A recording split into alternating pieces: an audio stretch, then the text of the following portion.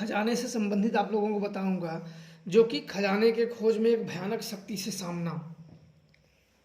और आप लोग ये वीडियो पूरा देखिएगा, काफ़ी आप लोगों को जानकारी और समझ में आ जाएगा।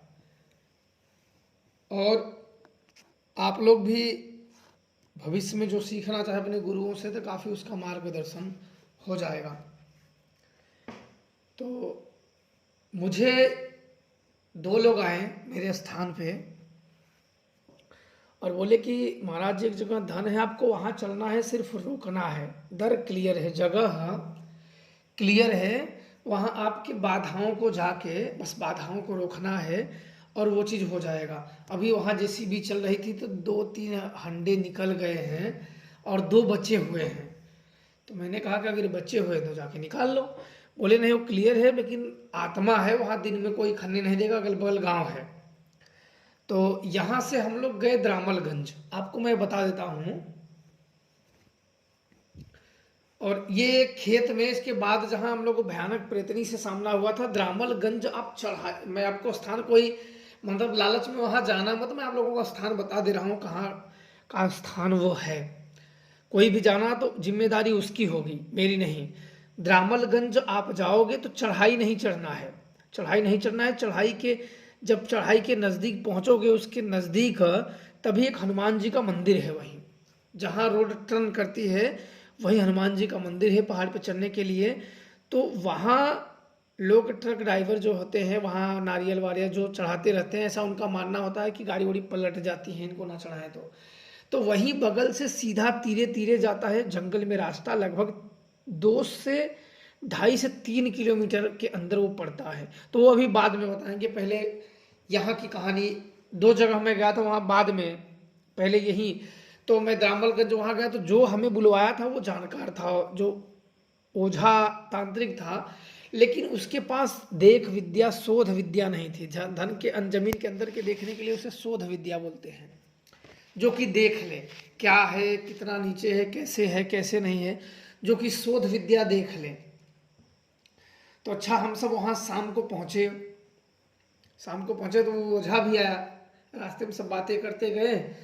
तो वहाँ शाम को पहुँचने के बाद हम लोग उसके घर में गए, हाथ पैर धोए, छत पे गए, फिर चाय नाश्ता लाया, चाय नाश्ता हुआ, फिर बैठे रहे तो बात होने लगी कि महाराज जी और थोड़ा अंधेरा हो जाए और रात हो जाए, लगभग 9 रात बज जाए, 9 रात बज जाए तब हम सब चलते हैं, तालाब के बगल में उस पार है।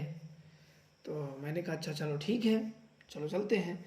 तो ये जो दोनों लोग के साथ में गया था, ये लोग अपना पहले से ये लोग मिले हुए थे, मैं अभी अपने की कराने के लिए, तो मैं वहाँ गया था, चलो अच्छा मैं रोक देता हूँ बाधाओं को। तो खाना पीना खा के बातें होते रही 9 बज गया।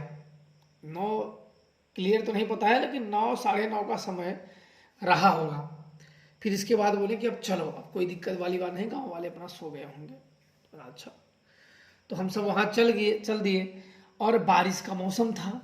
अब दोनों साइड धान लगे थे, बीच में एक पगडंडी जाता था।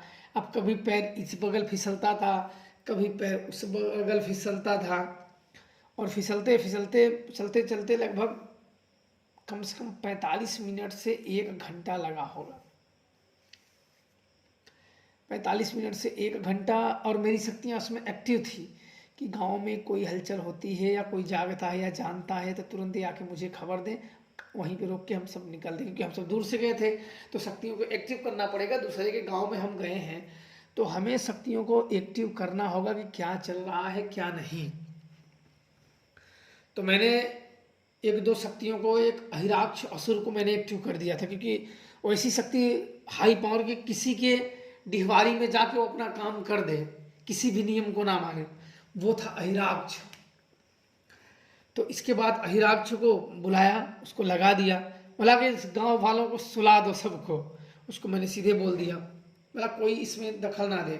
फिर इधर उधर गिरते पड़ते उस स्थान पे पहुंचे। रात को तो मुझे वैसे भी समझ में नहीं आता, क्योंकि मैं कभी वहाँ गया नहीं था, तो मेरे को कुछ समझ नहीं आता रोड से कितना दूर जाना, बस चलते जाओ। आगे एक भीड़ जैसा दिख रहा था, पता नहीं वो तालाब का था कि कोई झाड़ियाँ थी दूर तक। गिरते गिरते वहाँ गए, जब वहाँ स्थान पे पहुँच गए तो थोड़ा सा ग्राउंड एरिया था, बगल में जेसीबी ने खोद दिया था। अब वहां दूसरे के घर में टॉर्च मार के भी नहीं देख सकते हो, ऐसे ही आंख से आपको देखना है। अब देखने के बाद मैंने कहा कि अच्छा कहाँ है, उनसे पूछा कि कहाँ है। बोले कि महाराज जी आप बता दो कहाँ है। तब मुझे देखो बात वहां जाके ये लोग पलट गए, बोले कि आप बता दो तब हम लोग को निकाल लेते हैं। बोले कि बात हुई थी कि दर क्लियर है पर शक्तियों को रोकना है। बोले कौन बोला कौन बोला, आपस में वो लोग ही भिड़ गए, कौन बोला कौन बोला, बोला मैं नहीं बोला मैं नहीं बोला मैं नहीं बोला, सब कहानी खत्म। तब ये हुआ कि अच्छा कोई बात नहीं है।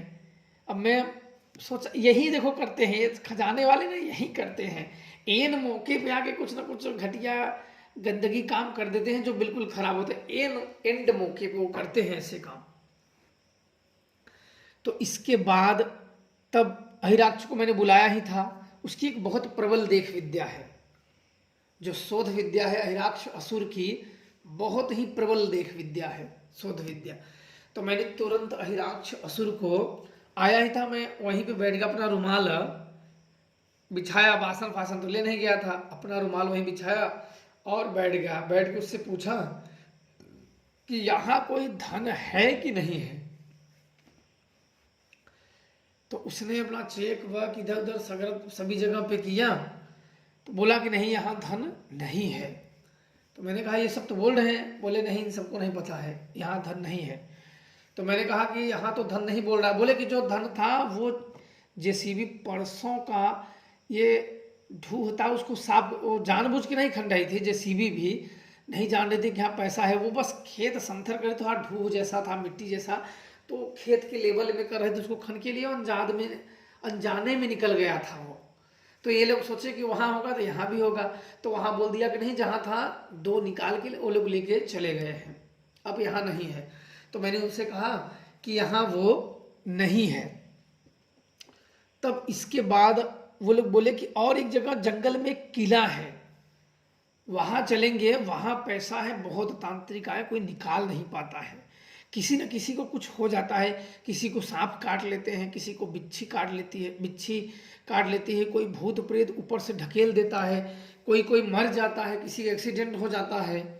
तो मैंने कहा तब ऐसे पैसा का करोगे क्या। बोले आप आए हो इतने, मैंने नाम बहुत सुना है, आप आए हो तो चलो एक बार देख लो कम से कम। तो मैंने बोला अच्छा चलो अच्छा ठीक है। तो हम लोग वहाँ जैसे तैसे पानियों में गिरते पड़ते हैं, वहाँ से हम लोग निकल आए, क्योंकि दोनों साइड गांव में तो जब पहले गए नहीं थे वैसे भी हम लोग गांव पगडंडियों में डोलने वाले हैं, पर इतना रातों में इतने पगडंडियों में नहीं, कोई इधर पैर फिसल जाए कोई उधर, घास की वजह से, और धान लगाने वाले गंदा कर दिए थे डांड को जो पतला सा होता है, कभी पैर इस बगल दाएं फिसलता, कभी बाएं खेत में गिरता, कभी दाएं, बस कैसे जैसे करके रोड पकड़ लिए फिर गए। उसके वहाँ हम लोगों का अलग खाना बना हुआ था, हम लोग वहाँ खाना पीना खाए, फिर सो गए। फिर सोने के बाद अगले सुबह उठे, अपना जो नहा धो के पूजा पाठ जो ध्यान करना था थोड़ा बहुत, क्योंकि वहाँ दूसरे के यहाँ ज़्यादा किए नहीं पूजा पाठ, वहाँ ध्यान किए। ध्यान करने के बाद दोपहर तक हम सबको वहाँ किले के पास निकलना था। तो आप लोगों को मैं बता दूं किला है कहाँ, अगर आप लोग जाना चाहो तो चले जाओ, लेकिन आप लोग अगर लालच से जाओगे शक्तियाँ नहीं रहेगी तो आप लोग मारे जाओगे। पर फिर भी मैं बता देता हूँ आप लोगों को, द्रामलगंज आप ध्यान से सुन लेना, वो पता, द्रामलगंज पे जब जाओगे मुड़े ऊपर नहीं चढ़ना है पहले, तो वहाँ से एक पगडंडी तीरे पहाड़ के जाती है, पगडंडी जाती है। मोटरसाइकिल से भी चले जाओगे, क्यों हम सब मोटरसाइकिल से गए थे, तो मोटरसाइकिल से आप जाओगे तो वहां से लगभग 2 से 2.5 से 3 किलोमीटर जाना पड़ेगा अंदर जाओगे तो एक पत्थर में एक कोई देवी विराजमान है। उस पत्थर बड़ा अजीब से बनावट का है, वो ऑटोमेटिक जिसे निकल गया उसमें, जैसे कि 200-300 देवियां वास करती। मैंने उस पत्थर को देखा, तब मैंने सोचा ये तो बड़ा विकट है। तो हम सब वहां से गए आगे चल के, कैसे कैसे करके, क्योंकि थोड़ा पानी जाता था इधर उधर से, रास्ते डांक डूक के कूद काद के जाते थे। एक तो झाड़ियाँ, बारिश थी, पूरी झाड़ी थी सगरन सभी जगह पे। अब हम लोगों को वहाँ बच गया 4, कैसे कैसे करके पहुँचे। तो मैंने कहा इतने जंगल में कौन किला बना दिया, अब मैं तो देखा नहीं था किला, तो मैं सोचा यार इतने जंगल में कौन किला बना दिया, तो किला बनाने वाला ही मर गया होगा डर से। बोले नहीं बहुत लोग यहाँ आते हैं, बोले अच्छे, सब लोग अपनी अपनी कहानी के बताते हैं और यहाँ से डर के भाग जाते हैं।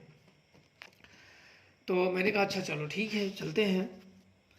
तो वहाँ जाने के जब बाद हम सबको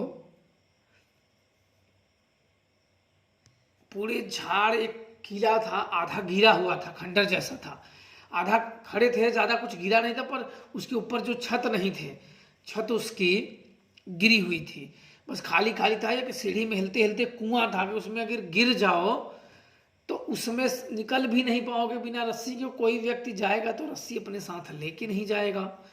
तो मैंने देखा चारों तरफ इधर उधर, तो बड़ा भयानक मंजर मुझे, मतलब बहुत गड़बड़ लगा, बड़ा भयानक लगा। तो मैंने अपना त्रिशूल और चिमटा वहाँ रखा। रखने के बाद मैंने एक शक्तियों को आवाहन किया। आवाहन करने के बाद अब आगे की जो जानकारी है मैं अगले पार्ट में आप लोगों को दूंगा। आप लोग अगले पार्ट का आने का इंतजार करें और खुश रहे। माता रानी महादेव की कृपा आप सब पे बनी रहे। जय श्री महाकाल।